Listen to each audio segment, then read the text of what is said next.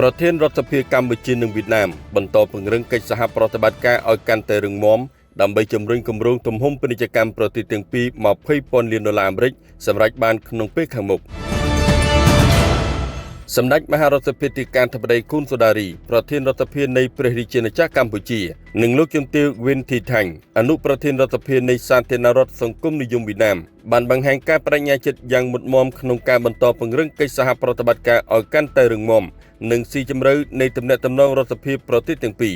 ពិសេសទំនាក់ទំនងប្រជាជននិងប្រជាជននៃប្រទេសទាំងពីរដើម្បីធ្វើយ៉ាងណាឲ្យទិសដៅរដ្ឋាភិបាលកម្ពុជាវៀតណាមដាក់ចេញ$20,000 លានអាមេរិកសម្រេចបានក្នុងពេលខាងមុខការបដិញ្ញាចិត្តរបស់ថ្នាក់ដឹកនាំរដ្ឋសភាប្រទេសទាំងពីរនេះបានធ្វើឡើងនៅរសៀលថ្ងៃទី26 ខែសីហាឆ្នាំ2026នៅក្នុងការសម្ដេចរដ្ឋសភាទីការធិបតីខុនសូដារីប្រធានរដ្ឋសភាកម្ពុជាបានទទួលជួបពិភាក្សាការងារជាមួយលោកជំទាវ ងៀន ធីថាញ់អនុប្រធានរដ្ឋសភាវៀតណាមនៅវិមានរដ្ឋសភាក្នុងពេលដែលលោកជំទាវដឹកនាំគណៈប្រតិភូអញ្ជើញចូលរួមសន្និសីទប្រធានសភានៃអន្តរសភាលើកទី2 IAC ដែលសភាកម្ពុជាធ្វើជាម្ចាស់ផ្ទះសម្ដេចប្រធានរដ្ឋសភាមានសេចក្តីសោមនស្សរីករាយនិងបានវាតម្លៃខ្ពស់ចំពោះវត្តមានរបស់គណៈប្រតិភូជាន់ខ្ពស់រដ្ឋសភាវៀតណាមដែលបានអញ្ជើញចូលរួមសន្និសីទប្រធានសភានៃអន្តរសភាលើកទី2នៃឱកាសនេះសម្ដេចបានគូបញ្ជាក់ថា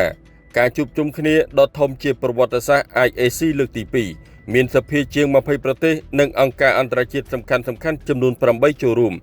បានញ៉ាំងឲ្យវេទិកានេះក្លាយជាវេទិកាមួយដ៏ធំបានបង្ហាញច្បាស់ពីការស្រឡាញ់សន្តិភាពលើកកម្ពស់ការគោរពច្បាប់និងពហុភាគីនិយមដោយបើកចំហនិងបរិយាបន្នឆ្លៀតនៅក្នុងការនោះសម្ដេចរដ្ឋសភាធិបតីបានបង្ហាញក្តីរីករាយជាខ្លាំងដែលបានជួបលោកជំទាវអនុប្រធានរដ្ឋសភាវៀតណាមជាថ្មីម្ដងទៀតក្រោយពីជំនួបប្រកបដោយលទ្ធផលផ្លែផ្កានៅរដ្ឋធានីហាណូយក្នុងអំឡុងពេលដំណើរទស្សនកិច្ចផ្លូវការនិងមិត្តភាពរបស់គណៈប្រតិភូជាន់ខ្ពស់រដ្ឋសភាកម្ពុជាដឹកនាំដោយសម្ដេចនៅប្រទេសវៀតណាមកាលពីចុងខែកក្កដាកន្លងទៅថ្មីនេះសម្ដេចបានថ្លែងអំណរគុណយ៉ាងជ្រាលជ្រៅជាថ្មីជូនឯកឧត្តមប្រធានរដ្ឋសភាវៀតណាមលោកជំទាវអនុប្រធានរដ្ឋសភាក៏ដូចជារដ្ឋសភាវៀតណាមទាំងមូលដែលបានផ្ដល់នូវការទទួលស្វាគមន៍យ៉ាងរាក់ទាក់ស្និទ្ធស្នាលនិងកក់ក្ដៅបំផុតជូនដល់គណៈប្រតិភូរដ្ឋសភាកម្ពុជា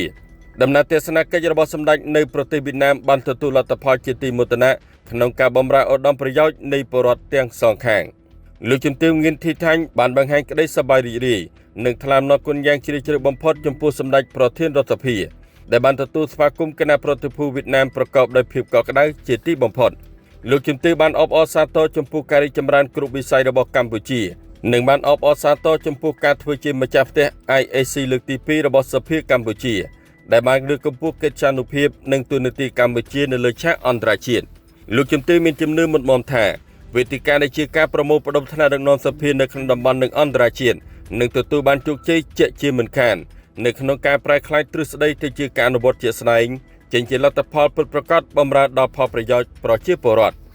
ថ្នាក់ដឹកនាំរដ្ឋសភាប្រទេសទាំងពីរបានអបអរសាទរនិងគាំទ្រចំពោះចក្ខុវិស័យរបស់ប្រមុខរដ្ឋាភិបាលប្រទេសកម្ពុជានិងវៀតណាមដែលបានបដិញ្ញាចិត្តក្នុងការពង្រីកកិច្ចសហប្រតិបត្តិការនិងពន្លឿនទំហំពាណិជ្ជកម្មឲ្យឈានដល់$20,000 លានអាមេរិកក្នុងពេលខាងមុខនៅក្នុងឆ្នាំ2025ទំហំពាណិជ្ជកម្មប្រទេសទាំងពីរបានកើនឡើងរហូតដល់$11.33 លានអាមេរិកដែលឡែកនៅឆ្នាំ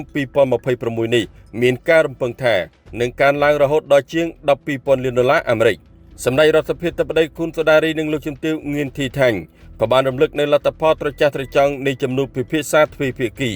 រវាងសម្ដេចប្រធានរដ្ឋសភានិងឯកឧត្តមចិន ថាញ់មិន ប្រធានរដ្ឋសភាវៀតណាមកាលពីចុងខែកក្កដាឆ្នាំ